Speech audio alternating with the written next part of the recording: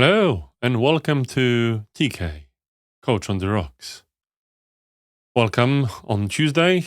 This week, unfortunately, I couldn't make it on Monday, but I'm glad to be here today. And it's great to have you all. So, I wanted to talk about something that many of you have experienced. So, I was actually inspired by a video I've seen on LinkedIn today when there was like a avatar of a person, a star, pushing through your comfort zone. Then you've got your fear zone. Then there's learning zone, and there's growth zone. And it's like boom, pushing through it and getting to your goal. And I thought, well, it's quite a few zones to push through, isn't it? Do we really need to push that hard?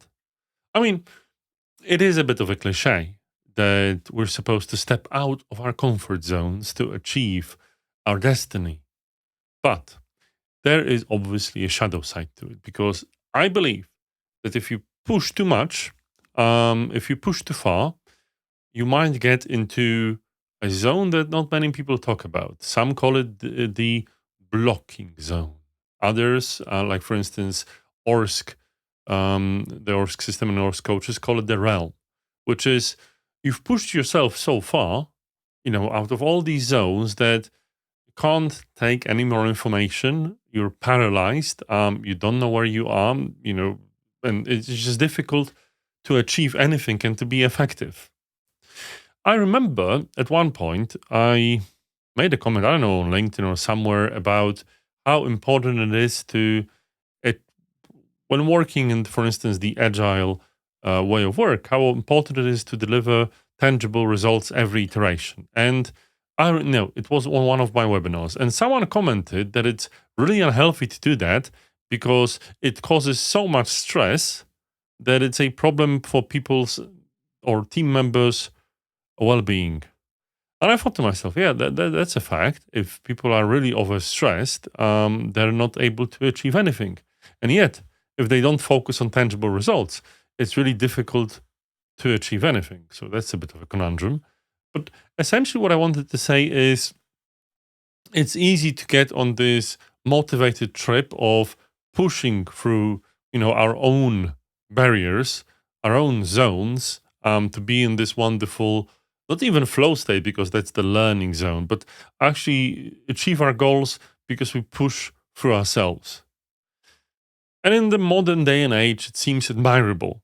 I'm not saying that we should give up or anything like that. We should absolutely push ourselves. But there is a limit after which, unfortunately, we're going down and we can't progress any further. It's like maybe, I'm not saying it's an eternal speed of light, but it's more to do with knowing yourself and understanding that sometimes when you push yourself too hard, you will get the opposite result.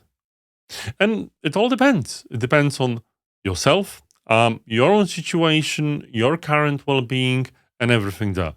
But one thing to note is don't blindly follow this, I don't know, I will not mention any names, but a gung-ho approach, which is just like, just push until you achieve.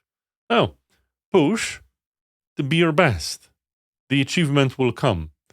But if you've pushed and you are your best in this particular moment, time, and the state you're in, watch out. Deliver rather than blindly pushing forward just because it's fashionable. It's one of the advice I'm doing my best to give to my coaching clients, and they really appreciate me for it. With that, thank you so much for coming, all my wonderful viewers. It's lovely to see you, and it seems like the Monday break did you well. So I'm hoping I'll do my best to actually see you tomorrow with something interesting as always. Thank you, and bye-bye.